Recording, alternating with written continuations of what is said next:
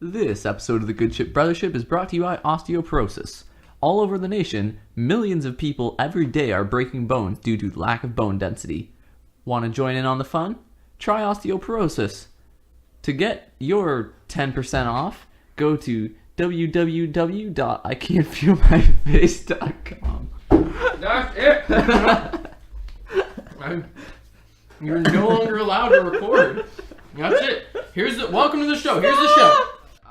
I don't think that's wrong with that? I don't know. It just seems We'll flip it up. because there's more than two sides to a puppet. No, it's only gonna lay in front. Hey everybody, it's Grant and Jason. We were just discussing how we're gonna choose between which of our topics we do first, and Jason's suggestion was, oh great, It'll be fine. okay, we're literally not even 30 seconds in, and you've already hit the mic, which I specifically told you to not do. I didn't hit the mic. Oliver hit the mic.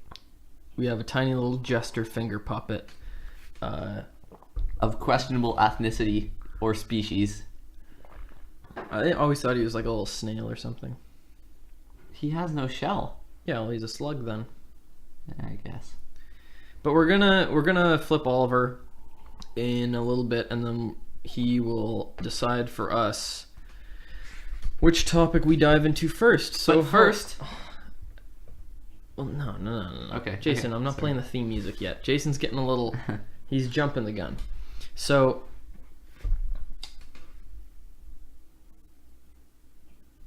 For this episode, that was a good pause, wasn't it? I was not sure if you were wanting me to say something else or not. For this episode, everybody, we're going to be testing out a new format. A new format, I hear you say? Episode 2. But we're only one episode in. And I'd be like, you're darn tootin'. But the episode that we did before was kind of a special one that we can only do once a year. But Grant and Jason, I wish you would only do one episode a year. That way I wouldn't have to keep listening to you. And I'd say, Is there a gun to your head? yep. Who's making you listen to this? You are. Maybe we are. You're terrible. Yeah, maybe we. I don't really see us holding guns to people's heads to make them. Anyway, so we will be shifting the. No, we're not shifting the focus of the show. This will be the focus of the show now. So our topics are albums, music, films, also known as movies by the kids, Flicks. video games, and books. And so each episode we'll be reviewing two of those things and trying to keep the episode length at a slightly more manageable duration. And we hope that this works out. Please do give us feedback if you like this, if you don't like it, and we will routinely and systematically ignore all of it. No, I think we got a couple of good criticisms last week that We we did, did yeah. act upon. Yes, thank you, Connor. Hopefully the volume Thank will you, be a little Liam. bit louder. Oh, Hopefully we'll be another more thing focused. we need to get this Hopefully right out we of the won't way. talk over each other as much. Jason, that's your fault. You were talking under me. I always do. I have no idea. Okay, while I say this, I need to get this out of the way. Can you get that? We got a little porcelain Christmas tree with little cute lights on it. And since it's January 4th, why don't we get that on the table? Get Jason. Okay. You can plug it in over here. There's like a trillion outlets. It's a studio. So first off, apologies to Liam as well. We made fun of you and said you're not going to listen to the show. We were wrong. And also Jonathan and Randy, who we said we thought we were going to listen to the show with. You guys are fakers and dirt slugs. Didn't Johnny listen to it? Wait, no, Johnny did. Randy, you're a faker and a dirt slug. Jonathan, you're an alright dude. Now that that's all out of the way, I think we can move right along with our more we're gonna do something wildly experimental with this episode as well. We're gonna play our theme music at the beginning as an introduction. I know a lot of podcasts prefer to play it in the middle, but not us. We're revolutionary, and here's why. 1, 2, 1, 2, 3. Ready? Go!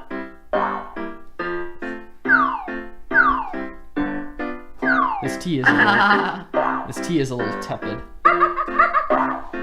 It's good though. That is the definition of this show.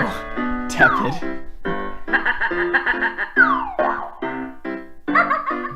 Also, I think we need to change our Facebook description to be more descriptive. You do anything cool lately? No. I went out for a walk today. It was pretty windy. From where I'm sitting right now, my C.S. Lewis book on the shelf there looks like he's just staring at me in disapproval. C.S. Lewis is great. Everybody read C.S. Lewis. Okay. Avast, ye scurvy dogs! You're aboard the good ship Brothership. Voyage 2. There goes the theme music machine. Yes, did you know there are actual machines for theme music? I didn't know that until we started this podcast, but it's an actual piece of equipment that I have to store and take care of that plays our theme music. We have to feed it. Yeah. And change the newspapers occasionally. Just have to feed it petroleum-based jelly. Just little drips of it. Okay, so this is the part of the show where we take the bowl containing Jason's retainer off of the table and transfer it to my desk, and we take the finger puppet known as Oliver. I got burps just welling up inside me. Okay, face up a skeleton tree. Face up will be the album review. Face down will be the film review. Ta-da! Here we go. I would prefer to do the album first. Well, we're doing the film first, Okay. Jason, so heck you and heck off. Goodbye, Oliver. Pew. Okay, so the film that we will be reviewing is Embrace of the Serpent. Let me get my copy of it just for physical reference, because we film these not. Okay, so Embrace of the Serpent is a film that came out in Canada, where we're based, this past year. Yeah. Because we're now in 2017. So it came out in 2016. I was turned on to it by a great film podcast that I listen to voraciously, Kermode and Mayo's Film Review. Two great guys at BBC. Go check them out. And so I purchased it on Blu-ray without really having much knowledge of it. And Jason and I sat together one night and watched it, and safe to say it was easily my film of the year for last year, and I saw a decent amount of the movies that were coming out, not by any stretch enough to make this a definitive statement, but It's definitive for you. I think that it's one of the best movies I've seen in a long time, and it was one of the most unique and interesting movies I think you and I have seen in quite some time.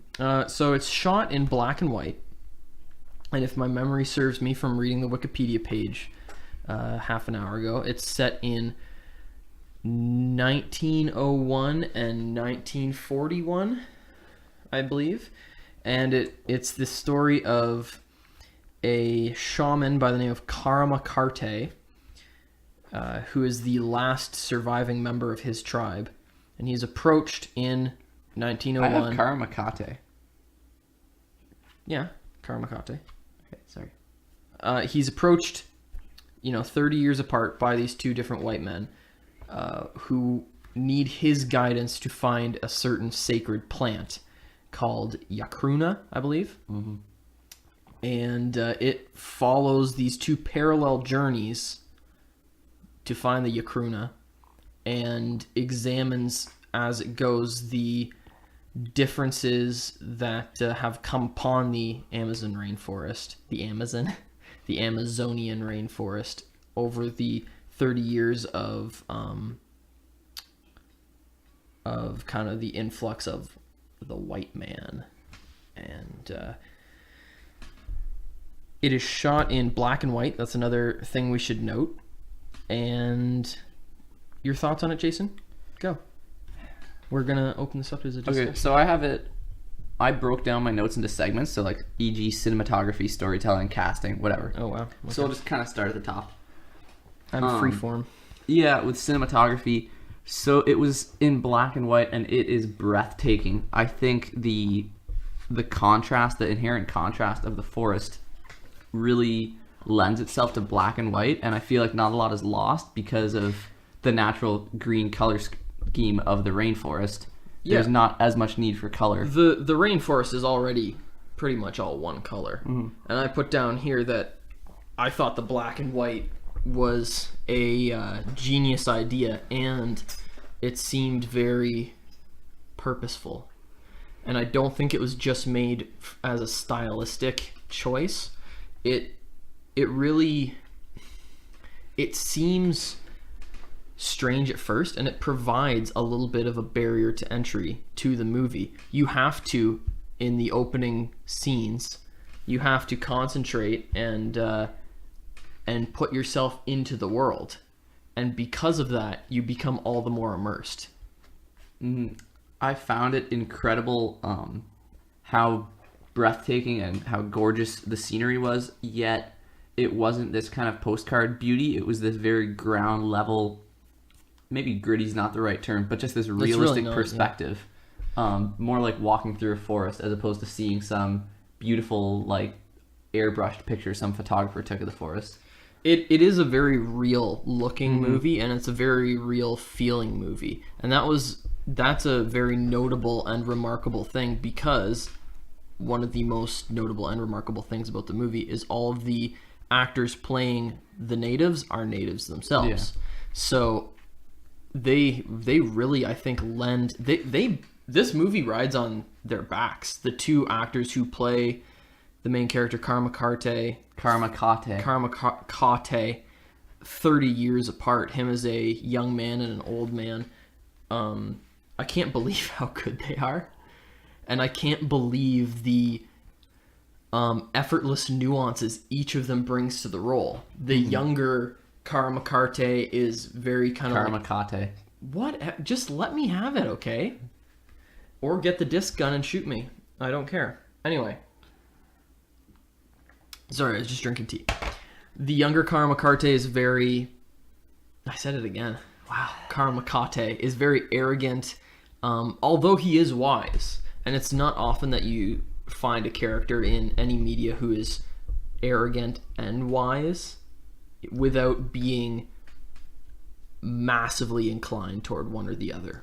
I think he's smart in his younger self. I don't think he's as wise. He's more like carried away on whims and stuff than he is later on. Later on, he's like this more centralized, like solid character. But here he like kind of has like mood swings, and sometimes he's a buddy, and sometimes he's not. Well, the one review that I read about the movie said that Antonio Bolivar's performance as the older version of Karma Kate, he is more broken and he's more depressed because he's forgotten everything about his people. That's possible. And you remember that, and he says that. Yeah, that's right. But that wasn't the impression that I received from Antonio's performance. My impression was he has this kind of quiet wisdom and a weariness for sure, but a warmth to him that the younger version of Karma Kate is definitely lacking. He's less closed up for sure. Yeah. The performances all around, the two white explorers, I cannot remember the names of the actors at the moment, but the internet knows. So essentially, the premise, I know you said like two narratives set apart. They are very loosely based on journals of explorers from that time, so you could say based on true events, but not really. The character Karma Kate exists to tie together these two slightly factual stories into kind of one cohesive tale. And done very nicely. Yeah, it seems realistic and reasonable without ever seeming forced, like they never went too much in the direction of like crazy drama, unbelievable stuff, but yet it doesn't feel like a documentary. It's clearly mostly made up. It reminds me a lot of, although this is a weird parallel to draw, but the Arthurian legends. Just because there's just that dreamlike kind of quality. Do you want more tea? Yes, please. But still a very, and I hate this term because it's so abused now, a groundedness to the setting, characters, and the events that take place. Shoot. Thanks. Jason's just poured me so little tea into my cup because he has chiseled it all already that it is actually evaporated as I raised it to my mouth. Today we're drinking Jamaica Japanese grown green tea. It's delightful. With toasted rice in it. Well, that is not nature. on the side. That is the nature of the tea. But people don't know that when you say Jamaica. It's great with seafood. Anyway, what was I saying? I've completely... Oh, the two white actors, by the way. Brione, I might be pronouncing that wrong. It's Brionne. Brione Davis and Jan... Oh, how would you say that? If I pronounced it... If I pronounced it like my mother would, it would be Bijvoet. Bijvoet. Bijvoet. They're both great. Jan, who is the explorer who visits first, he's got this manic energy to him, and he's ill. He's dying and needs the plant to heal him. And he's got this kind of like urgent energy to him that, and again, these performances are so understated in this movie. Nothing is ever caricatured or harped upon or blown out of proportion. These characters, these people feel real in the roles that they're playing. And I know that what's his name? Nilbio Torres, who plays the younger Karamakate, said that for him it was hard to get into the role, but once he got into it, he became a method actor as a result of being cast in his first ever role in a movie. And that he would become immersed in the role, and he would go home to his kids and his wife, and he would have to almost force himself out of the role because he was so immersed in it, and that really shows. Jason, I'm sure you have written down there that these people like Nilbio Torres, and I'm sure Antonio Bolivar, who played the two versions of Karamakate, had never even been to the movies to see a movie. They had never been on a plane until they were flown for acting lessons. They were indigenous peoples. They were exactly what they're portraying. And Nilbio Torres, the younger version, I guess I probably don't have to keep reminding people that, but anyway, Nilbio Torres, he works, I guess, still on like a plantation, picking, I think, banana and yucca plants or something. Yeah. And just it seems like such a gamble that the director must have played to just fly a plane down there and go, okay, everybody, line up, casting call in the jungle. But as we've discussed like numerous times, I feel like the storytelling nature of film is much more incorporated into an indigenous population like this. Like their history, their culture is storytelling, and that really shows. I'd just like to give a massive shout out to the direction and the cinematography of the movie. It's gorgeous and visceral, and you really do feel. You can feel like the bugs landing on your skin in the forest. You can feel the leaves brushing up against you, and you can feel the power of the rivers, that they're always canoeing on rivers. And there's one scene in particular where I was just like, man, like the way that the native characters handle the canoes, you could not teach somebody how to do that. They said that Nilbio Torres canoes to work every morning. Every day he canoes, and it shows. Like these people, just the naturalness of their movements really lends itself to these characters that they're playing. And it's hey everybody, Jason's putting in his retainer now.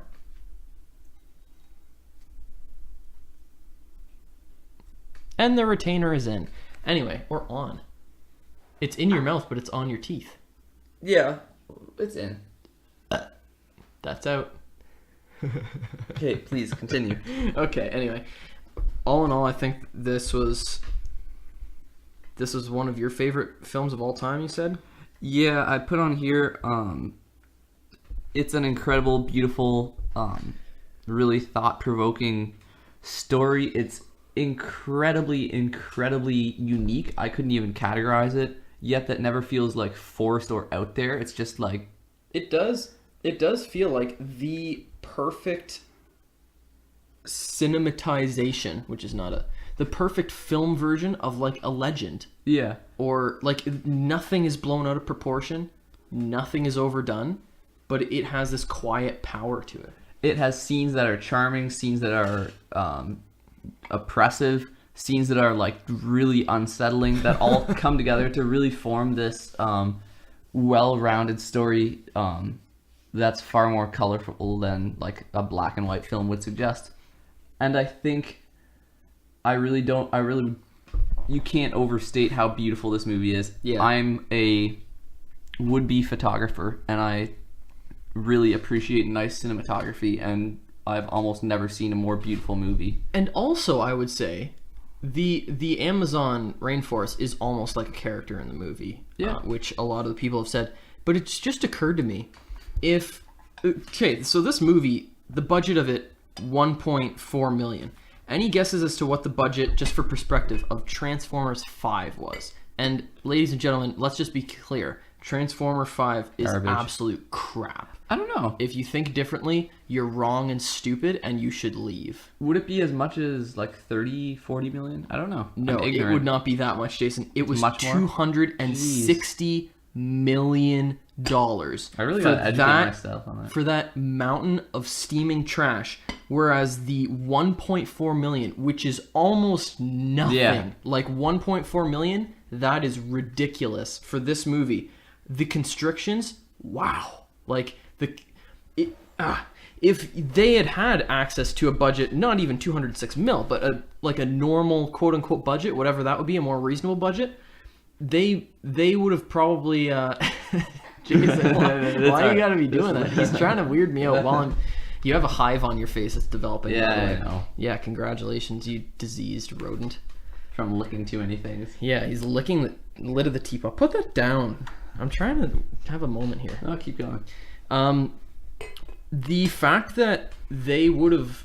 There's no way that they shot any of the jungle scenes outside of the actual jungle. Right. Whereas, in, say, Lord of the Rings, this mountain range here was lifted from Tibet, and this mountain range here was lifted from Norway, and all these things that, it doesn't... When you're watching Lord of the Rings, you don't go, oh, well, that's the Scottish Highlands, and that it doesn't blend very well with this. But when you watch Embrace of the Serpent, it almost has a city feel, like it all feels like one location. And I know that's a stupid thing to say, because it is, but it's coherent. It's so coherent. You said coherent, I say coherent. And with that, we should move on to... Yeah. For standout scenes, I would say there's a monastery that they come to in both timelines, because the idea is they're traveling roughly the same path in both storylines. And they visit this monastery with these children, and there's a bit of an episode, and they quickly quit the premises, and then they revisit it 30-some years later, and it's very interesting. I don't know about you, but I broke out in like a sweat. Yeah, for sure. It was so disturbing. And you and I were watching it with like headphones on, and our parents were asleep, and it was dark, and we just had our headphones cranked, and none of us really said anything. We had we took a break halfway through and made a snack or something, and that was like a perfect way to watch it. So I'd recommend people just set aside like an afternoon, or preferably an evening, and just devote yourself to this movie and dive into it. Yes, Jason, I know. Jason keeps being like, the time. Jason, it's going to be okay. People are going to listen to this no matter what we do. Yeah, okay. We're famous and sweet. Right. Okay, discussion number 2. Oh, so anyway, our final ruling on Embrace of the Serpent is it's really good and you should watch it because we loved it.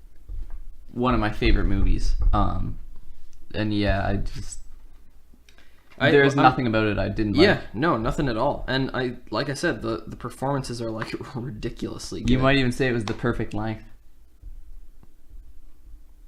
Was that? I feel like that was a reference from the episode that we're deleting. Yeah, forever. I know.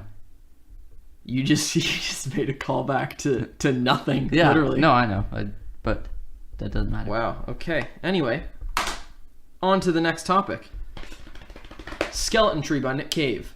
Yes, we covered this in the top albums, but I really, really felt strongly that it was a album that we should revisit and kind of have a more fleshed out discussion about. So, we haven't really talked about this album together at all, and you have just given it your first kind of in-depth listens today and yesterday. So, just tell me what your thoughts are. It's one of the most emotional things I've heard in a long time. What is more emotional than it? Like, literally. Can you think of... Stop cupping the Christmas tree, man. No. Possibly Black Star. Yeah. I was actually thinking, just to interrupt you again and be a dill hole. I was thinking, like, if Black Star hadn't been linked to Bowie's death, if Bowie was still alive, and Black Star wasn't about him dying, and he didn't die, and it wasn't this ridiculously big statement, I think Skeleton Tree might have surpassed it for my favorite albums. But anyway. Let me run through my notes. Yes, please do. So I segmented this like I did with the movie notes. So production, I think it was an excellent mix and master that really fit with the mood of the album. It sounded oppressive, yet it never sounded, muddy. They still maintained clarity enough to separate all the different layers. You think it sounded oppressive? Yeah, I think there was in what songs? I think in almost all of them, except for maybe Skeleton Tree and Distant Sky, there was just a heavy atmosphere. The way they brought out Nick Cave's voice and then kind of just suppressed the rest of the instrumentation just a little bit so that his voice stood out. It was just a bleak mix, I thought, but in a great way. It was perfect. Yeah, the one thing that really stands out to me about it is how disconnected his voice is from the music in a lot of the songs. And then Skeleton Tree, the final track, is like a typical song. There are a couple that are. Yeah, but for most of the album, it's like ambient, droning kind of sounds, and then different instruments, like a piano might be playing a couple chords coming in and out, though. Yeah. So the piano might only come in for, I think, Anthracene is the song, where the piano just kind of fades in and out, and there's like, I think there might be some percussion, but it's just like brushes on the snare drum, and there's no real rhythm. It's just like at like a certain part of the song. And I was blown away that they made that work for an entire album, and it never feels samey. It never feels like it just droning on and on. With the exception of maybe the first track. I was gonna say, I think it did. Sometimes it was absolutely too much for me, but we'll get onto that later. Mm-hmm. I think that the ambient sounds really served to accentuate his voice and offered both stark contrast and like assistance to his tone. The musical composition I wrote down here I thought was competent without being distracting, which is what I want. Like a Leonard Cohen album, say, the instrumentation really served to underline his storytelling. Mm-hmm. It was certainly interesting, certainly good, but I don't think I would ever listen to an album for the music. I listened to it for the story. And as the background, kind of the scenery, if you will, it did a spectacular job. I think that Nick Cave treads near beat poetry, yet I think the thing that keeps him being a singer or a vocalist is the fact, and I'll talk about this a bit later as well, I think the tone of his voice is so important, as opposed to, I'm fairly ignorant of a lot of beat poets, but when you do listen to, like, I don't know, Allen Ginsberg, the tone of his voice, he's like monotone, he's just reading you something. But Nick Cave's delivery is absolutely a huge factor. And it does, like, even Leonard Cohen is more monotone maybe it's so. Just I don't know, so. maybe I think it might just be Leonard's voice though, because Leonard's voice is literally a seismic event, or was. Rest in peace. That's sad. We just brought the show down even further. But his voice was just like seismic rumbles, right? But Nick Cave's got like a very quote unquote normal voice, and here's an interesting thing though. For most of this album, he's like sing talking, but the dude's Australian. There's no accent anywhere, and he's got like a real. I almost Hearty tried accent. to imitate him there. Yeah, don't do that. But I would just end up sounding like an idiot. And I would say just to I would say just to carry on with Leonard Cohen's with our little train of thought. Even if you listen to Songs of Sorrow, which I believe was his 1976 album, that was way before his voice was like a seismic event. Yeah. And even then, when his voice sounded normal, he was fairly monotone. But Nick Cave, his voice, there's so much emotion in it. Breaks. It even contorts might sound like a strange word, but I think it does. Like you hear him twist around. An interesting anecdote about that is I learned while I was reading about the album that he improvised, like not a ton of lyrics, but he improvised like quite a bit, like throughout the entire album. And I thought, man, that's interesting, and like a daring. And the rest of the album's already so daring and bold and desolate that to go, okay, I'm going to come in with maybe a few jumbled ideas written down and then just riff off them for a song. That's crazy. And also a lot of the final performances that are on the album are live. And you see these beautiful black and white, really well shot videos, and Nick's normally he's never isolated alone in a room. He's normally got the Bad Seeds, his band, who are just geniuses. My word. They're all like sitting in a circle around him, and he's seated at this grand piano, singing, sitting at this grand piano with a notebook sitting in front of him or like in his hand or something. And I feel like that arrangement and atmosphere was like very important. Like it really captures a moment, and I'm sure that it helped Nick to be able to sit in the middle of that circle and sing rather than just be singing to the same performance over and over again, trying to get the perfect take. I also think his writing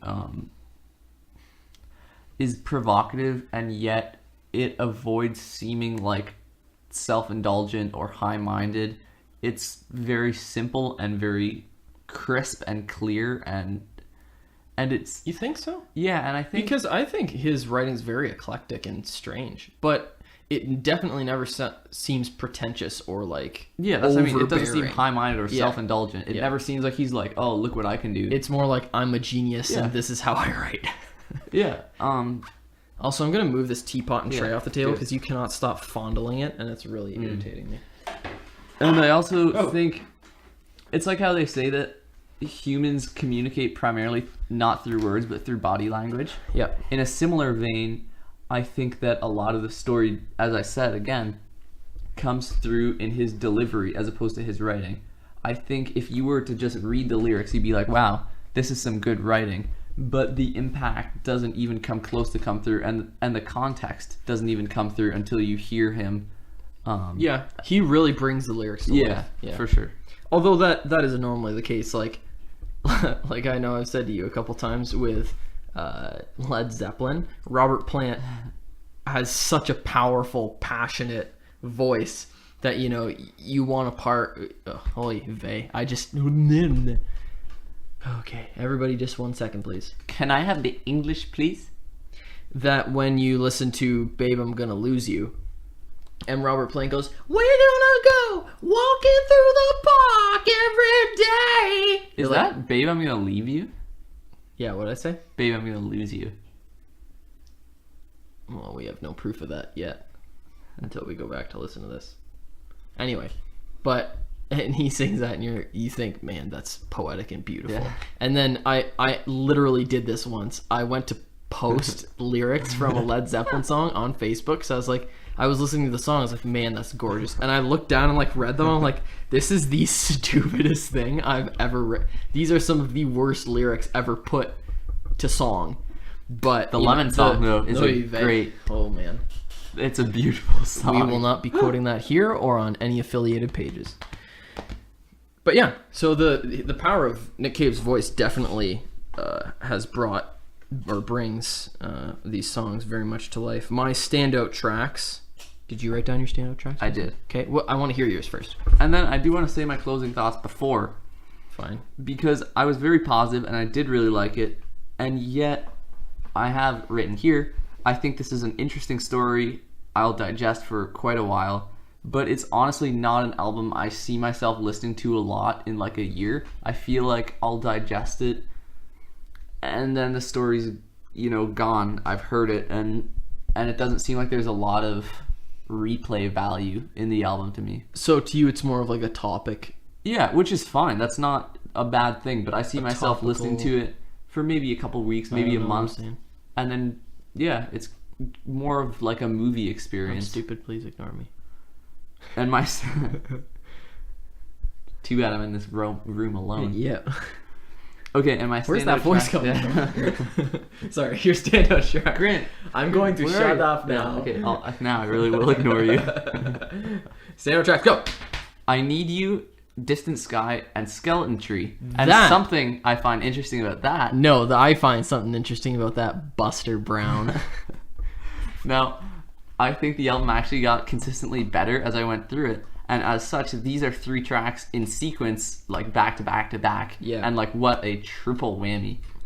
That's super interesting to me because when I was first getting into this album, like after we recorded the our top album episode, when I was first getting into it and I was playing the songs while doing dishes or something and turning to you and be like, isn't this great? Isn't this great? And I remember playing I Need You for You, which is easily the most expressive and explicit and heart-shredding song on the album.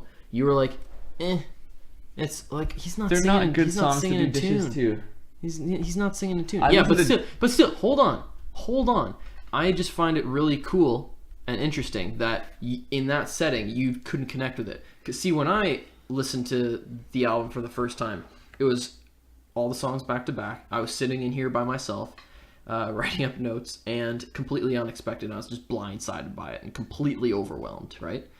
And then, of course, I could kind of relive those thoughts and emotions while I was doing dishes. But I think it speaks to the album's potency that you can't connect to it whenever you want to. I find that fascinating, and it's very rich. I think it's probably similar to Embrace of the Serpent. Yep. You have to watch it first, or you have to listen to the album first, and be very focused and committed and zoned in. But afterwards, I feel like when I go back to listen to Skeleton Tree or watch Embrace of the Serpent, I could probably watch it on like a sunny afternoon when people are talking, because I've already made that connection, so I know what to look for and what I'm gonna feel. For sure, yeah. They're both the album and the movie are things that you should be very intentional about experiencing and wait for the right time. You know, I think we had the Embrace of the Serpent Blu-ray for weeks and weeks before we were like, okay, tonight's the night. We can do this. We weren't too tired, and we were in the right frame of mind. And I think that's an important thing to take into consideration. And I think the 2 pieces of media are interesting foils for each other, because I think they're both very much so like tone pieces. Like they're both about atmosphere and emotion and attitude. And yeah, I think they're both very good. I'm not obviously rating them, but I would say I enjoyed Embrace of the Serpent much more than Skeleton Tree. Skeleton Tree I thought was a great album, but it's not one of my favorite albums of all time or anything. Embrace of the Serpent I think is absolutely one of my favorite movies. And I want to, going back to Skeleton Tree now, my notes on it, my top 3 songs are Rings of Saturn, which I think is like just gorgeous. Sequel to Drops of Jupiter. Man alive. Drops of Jupiter is Drops of Poopiter next to Rings of Saturn by Nick Cave. It's so beautiful, and it's one of the most typical songs on the album, quote unquote. There's like a drum beat formulaic that he follows, but man, is it just beautiful. And it's the more I listen to the album, I got a sneeze coming up. Hold on, I think it might be coming. Nope, now it's going away. That's anyway. Whew, Thanks for that. That was terrible. No sweat. This episode is brought to you by Fake sneezes. Random sneezes and fake allergies. But the whole album, that's what I was talking about. The whole album has, the more I listen to it, a lot of love in it and like joy in strange places. And I think that this also speaks to the richness of it, because the album's about Nick Cave losing his son. The easy thing to do would have been to just the whole album was just black and just depressing and heavy and it would be suffocating and like a labor to listen to. But there are flashes of joy and love and remembrance that keep surfacing throughout the album, and it makes the low points all the more heart-wrenching when you've got the foil of, you know, this joy and love to counterbalance the ache and the sadness. Yeah. Oh man, big yawn.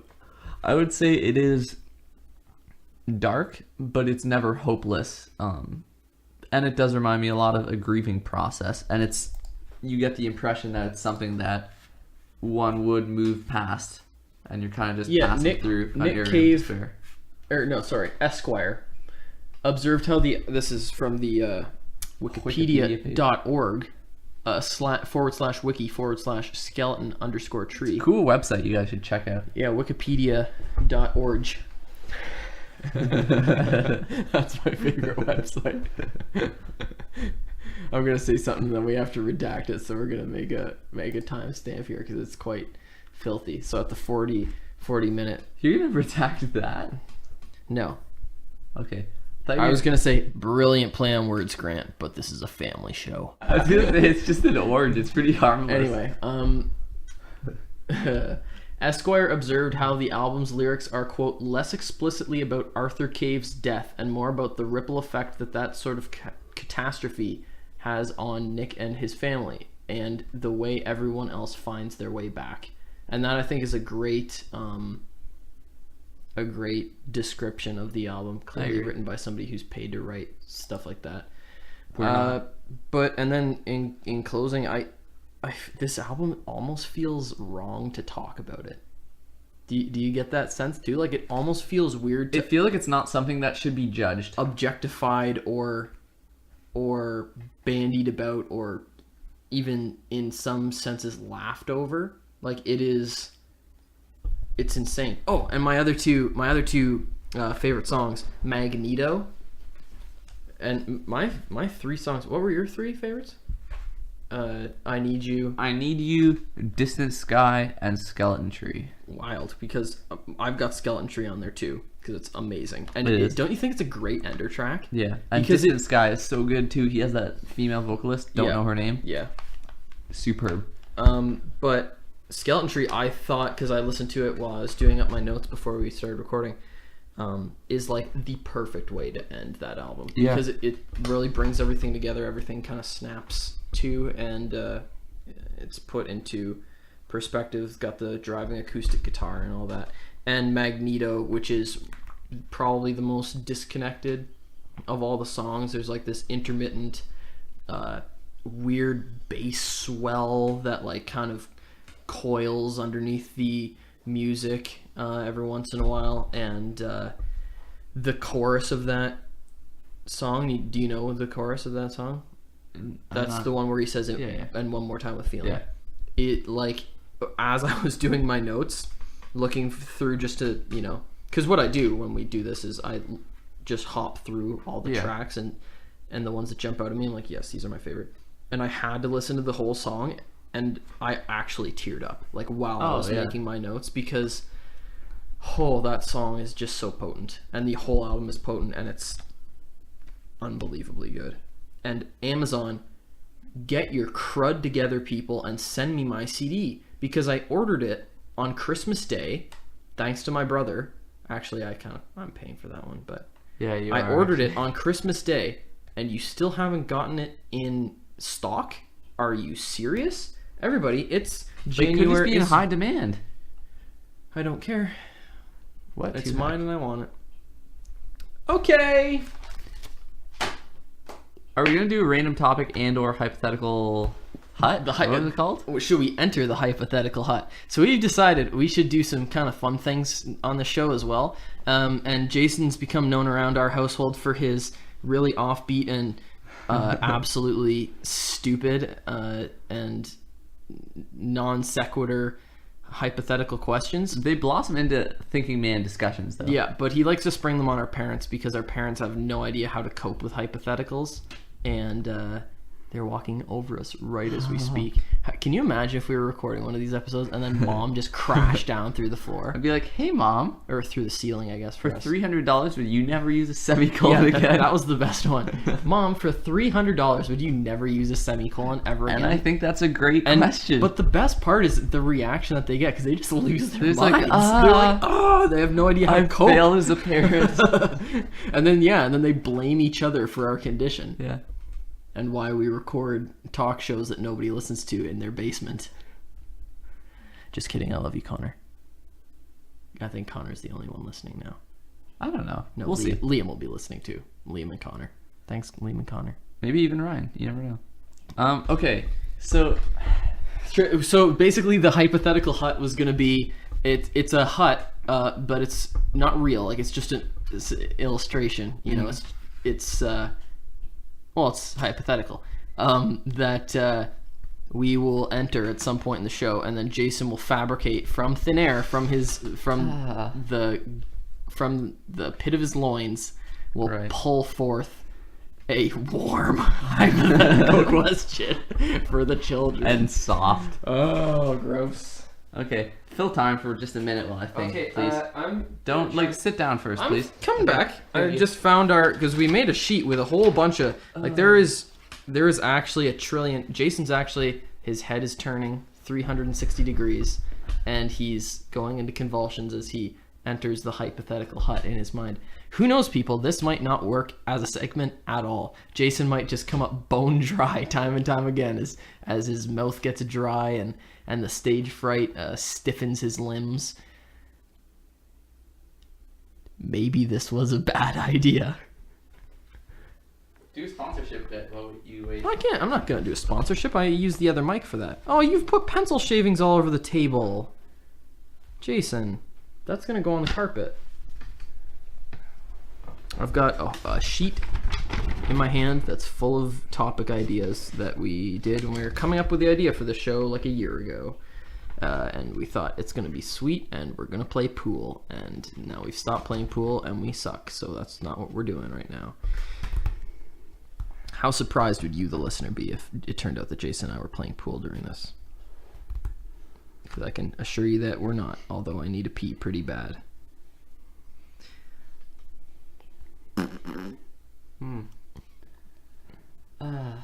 Jason's still in the hypothetical hut. I have a few floating in my mind. I'm just not How sure. can just pick one, man? We're at 47 minutes. They're not very good, though. I know Okay, you're fine. the one who always gets antsy about the time, and now I'm Fine. antsy about the time. I'm sorry. This is not. This also is kind of in poor taste. We're gonna have to redact the whole hypothetical hut now. Okay, I'm gonna say it, and we'll redact it if we need to. I don't think we will. It's not that bad. Yeah, who's It's listening just to this it's just show? a bit of animal cruelty. Oh, that's fine. We don't have vegans But it's listening. a puppy. If you're a vegan, you're in the wrong place. Ugh. You are so lost. Would you go on a one? Jeez. Would you go on a 1 week paid vacation to a 4-star resort in Mexico if every morning somebody kicked a puppy in the head? Like, just somebody? No. So like, there would Like- be. I need more. So there's a dog kennel that's just up the road from us. So there's like a golden retriever puppy there, say, and every morning the owner of the kennel's gonna kick that puppy in the head. How hard are these kicks? Pretty Like, hard. it's a good hoof? It's gonna be airborne. Like, it would be like a squelch sound and then like, Yeah. Yeah. man. And I get a 1 week Free stay, vacation, but yeah. every day that I Yeah. don't know if I could do I that. couldn't do it. I don't know about that because it's just a little doge, man. I know. Yeah. What I did wouldn't he do? want that. Stop bumping the table. I would not go on the vacation. Yeah, I don't think I would either. I would instead, maybe I would take the puppy, though. Well, I'm glad we answered that. See, that was not a very Thanks good for one. joining I us don't know. in You told me to pick Hypothetical one. Hut. Yeah, well, no, that's kind of the purpose of it. Now, hey, are we gonna make the show an hour plus and do a random topic? Well, we can do a 10-minute topic. How are we gonna pick one? Pick the I'm gonna go fourth like one this. from the bottom. Wait, what? Pick the fourth one from the bottom in the other column. 1, 2, 3, 4. Oh no, it's just brother tales. Okay, no, we're not gonna do that. Well, we did go shopping for diapers recently. oh, well, that's true. We could tell the people No, about that. let's do the Kijiji one. I like that.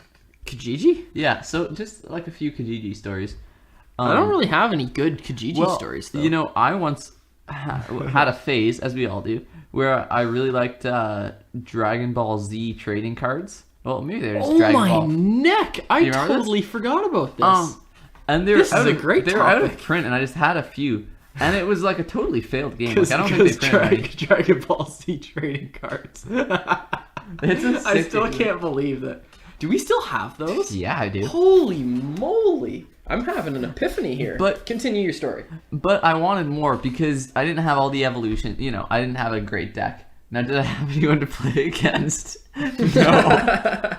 It didn't even matter. I don't know. How old were you? Do you think? 10, 11.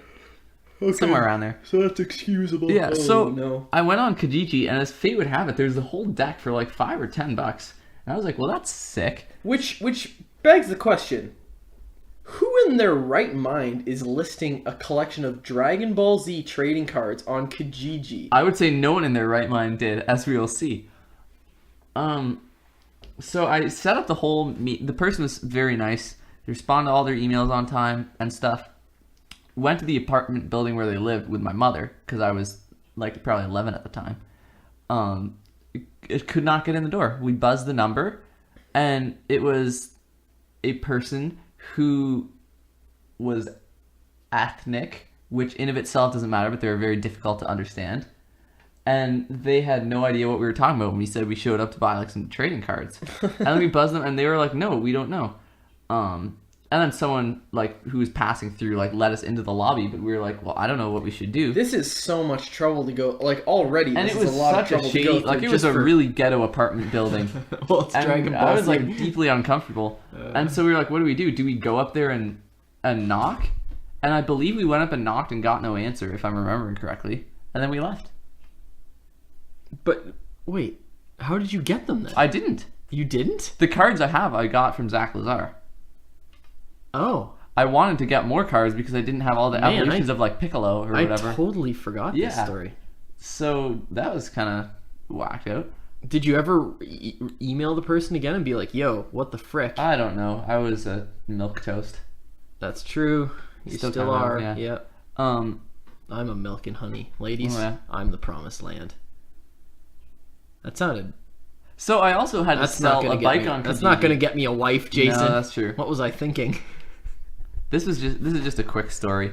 You remember I had to sell that mountain bike, and I had so many people interested in it, and I played all sides of the field. Got this one lady, she was a real estate agent, got her real mad at me because I kind of ditched out on her because someone gave me more money. But that's Heck that. Yeah, Do you- that's the nature of the game. does she not understand how offers work? Yeah. Being in real estate? the person was willing to come out to our house, and we live way out in the country. But the catch was none of us were going to be at home. So I said to them, I will just leave the bike on my driveway. You can like ride it around and stuff and make sure you like it, and just leave the money in my mailbox. And they did. And you know, have a little faith in humanity. Some people are great. You know, they could have stole my bike. They didn't. Yeah. Left money. They wrote a smiley face on the envelope. And we could have wasted your time today, folks. And we did. Ha! Got him. You kind of wasted your time though. What are you? Yeah. Yeah. Yeah. Call your mother and tell her you're sorry. Mom? I'm sorry. There's more than two sides to a puppet. No.